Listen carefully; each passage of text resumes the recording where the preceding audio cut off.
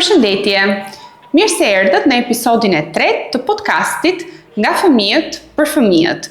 Unë jam Megi Trashani, themeluese Kodi School Tirana dhe jam shumë e lumtur që do të moderoj sot këtë episod dhe do të bashkëbisedoj me Roelin, i cili është një djalë shumë inteligjent, shumë i këndshëm, ka 3 vite që është pranë Kodi School Tirana në programin After Schoolit, por gjithashtu ka realizuar dhe disa kurse teknologjie dhe gjithashtu Roeli vazhdimisht krijon shumë projekte të bukura, të gjitha në kontekstin e teknologjisë, sepse ka me pasion.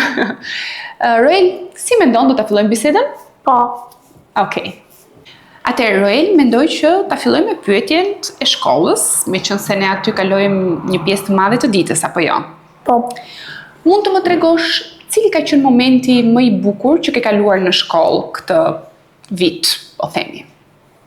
Momenti më i bukur që ka ndodhur në shkollë, ka ndodhur para disa ditësh, bëm një ekskursion dhe shkuam ke kuvendi i Shqipërisë. Okej, dhe çfarë bët aty? Ne aty bëm një vizatim, domethënë vizatim e kërcym, luajtëm edhe në fund bëm një vlerësim. Vizituat dhe Parlamentin Shqiptar, besoj, apo jo? Po. Okej. A ka diçka, Roel, në shkollë që do doje ta ndryshoje në mënyrë që të bëj marrëgëtuese shkolla, të bëj marrëgëtues mësimi? Unë në shkollë do të ndryshoja që t'i bëja mësime në formë loje edhe të bëni më shumë ekskursione. Nuk po them shumë ekskursione, po të bëjmë pak më shumë. Cila është fraza që do doje të dëgjoje më shumë nga një mësuese? Ke marrë shë edhe kemi pushime. Doje më shumë pushime? Po. Më shumë se kaq? Të gjitha. Unë doja të kisha pushime sepse doja të arrisha në shtëpi më shumë me familjen. Me motrën dhe me mamin dhe me babin? Po. Çfarë mendon ti, Roel, se do të thotë të jesh një nxënës i mirë? Vetëm nota të mira apo edhe një sjellje e mirë? Nxënës i mirë do të thotë të sillesh mirë, të jesh i edukuar, të ndihmosh të tjerët, të përpiqesh për më të mirën dhe në fund notat. Shumë mirë.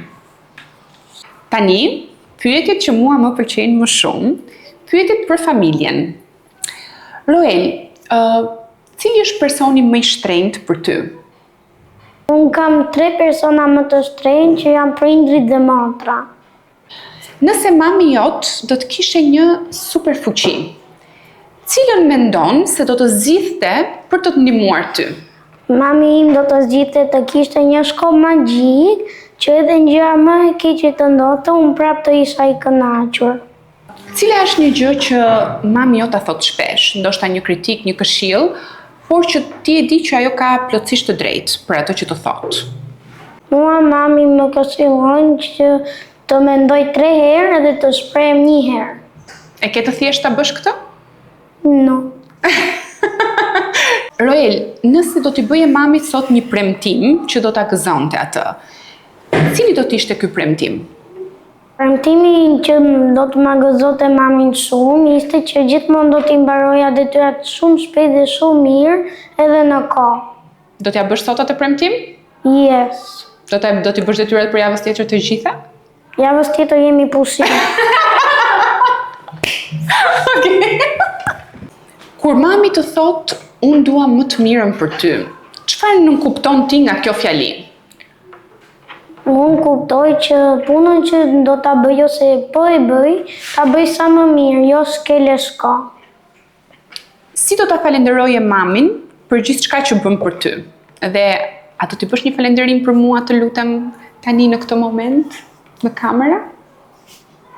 Falenderimin që do t'ja bëja mami, do ja bëja aq të madh sa nuk gjej fjalë për ta falenderuar. Po mund t'i themi një faleminderit të thjesht? Faleminderit, mami. Sepse ndonjëherë fjalët e thjeshta janë më të bukura dhe më të vërteta se ato të mëdha, apo jo? Po. Roel, dua të bëj disa pyetje për botën e fëmijëve, për miqësinë, për fëmijët. Dua të pyes si vepron ti me një shok i cili ti e shikon që ai ndjet vetëm për momentin edhe nuk ndihet shumë mirë. Si mund të sillesh me të, çfarë mund t'i thuash për ta bërë atë të ndihet më mirë? Shkoja afër edhe do ta pyesja çfarë problemi kishte, edhe nëse ma thonte, unë do ta ndihmoja. Nëse nuk ma thonte, do lozja pak me të që ishte i qetësuar dhe do i pyesja prapë, edhe ai do ma thonte ose ajo dhe do ta ndihmoja për shqetësimin që kishte. Roel, çfarë mendon se i mungon botës së të rriturve që vetëm fëmijët e kanë? Botës së të rriturve i mungon kënaqësia, fëmijët, që s'kan shumë punë, kanë vetëm bëjnë detyrat edhe mbaroi, kënaqen më shumë se kanë çat lozin edhe bëjnë shumë gjëra, ndërsa të rriturit kanë punë edhe për shtëpinë edhe për punën, kanë shumë punë edhe nuk ju mungon pak. Kanë shumë angazhime, do të thuash. Dhe ti mendon që ato duhet të punojnë më pak edhe të luajnë më shumë? Po. Edhe mami me babin tënd? Po. Të luajnë më shumë me ty? Po. Roel, në cilin moment të ditës do doje që të rriturit të dëgjonin ty më shumë? Pra prindrit, mësuesit, të gjithë. Unë do doja që prindrit të më rinin pranë para se të fleja gjuhë. Sepse është shumë mirë se më kujtojnë të gjitha gjëra edhe mund t'ju ja them. Ndërsa me mësuesit, para se të ikja nga shkolla, sepse prapë më kujtojnë gjitha gjërat edhe nëse më ka ngacmuar ja them. Roel, çfarë do doje të bëheshe kur të rriteshe dhe si e imagjinon apo si e mendon jetën tënde kur të jesh një djalë i madh? Unë e imagjinoj vete të jem një njeri shumë i pasur edhe do jenë 4 fëmijë, do jenë 2 goca dhe 2 çuna edhe t'ja Do kesh ti 4 fëmijë? Po. Wow, Edhe do ja kalojmë shumë mirë, edhe të jemi shumë të lumtur bashkë me nusen time.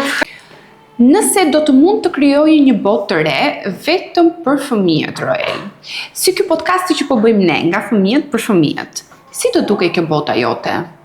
Bota e fëmijëve që do bëja unë do kishte shumë paqe edhe shumë fusha futbolli, basketbolli, fusha sporti i bie, shumë lodra edhe do ishim gjithë të barabartë, jo njëri më i pasur dhe tjetri më i varfër.